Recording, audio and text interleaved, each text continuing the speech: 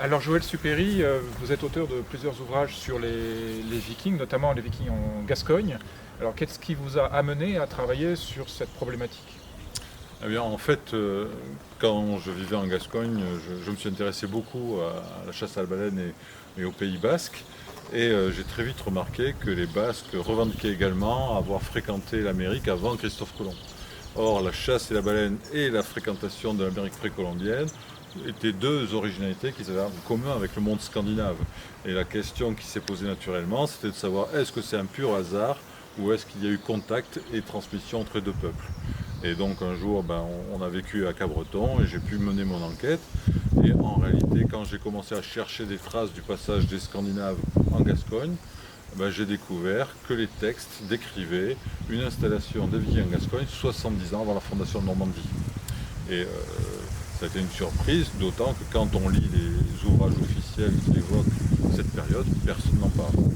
Et donc je me suis consacré à retrouver les textes et puis éventuellement tous les autres vestiges qu'ont pu laisser les Vikings à l'occasion de leur passage en Gascogne.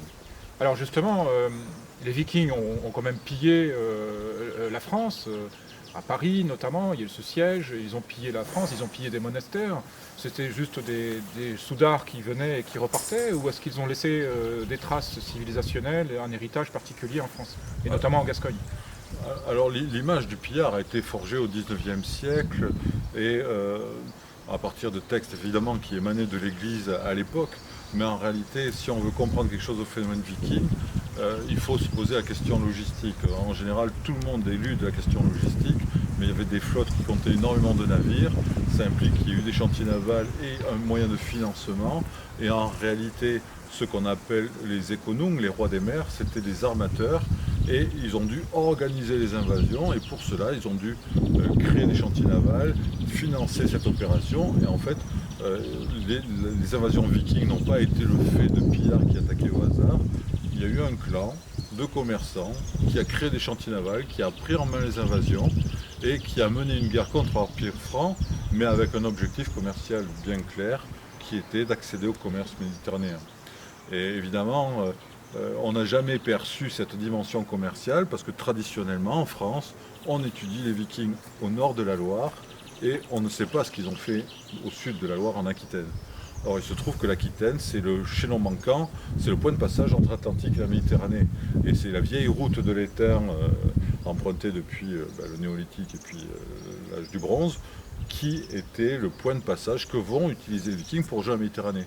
Mais évidemment, ça s'est passé à l'as, on ne l'a jamais perçu et du coup, on n'a jamais pu donner un sens à une guerre qui, en fait, comme toutes les guerres, n'est qu'une guerre commerciale. Une guerre économique. Une guerre économique pour accéder au commerce méditerranéen. Bien, merci Joël Supéry. Merci aussi de participer à ces premières rencontres historiques de Caumont. Ce matin, vous avez donné une conférence qui était passionnante de l'avis unanime du public qui était présent. Et cet après-midi, donc, vous allez nous présenter, je crois, l'héritage viking en Gascogne, c'est ça?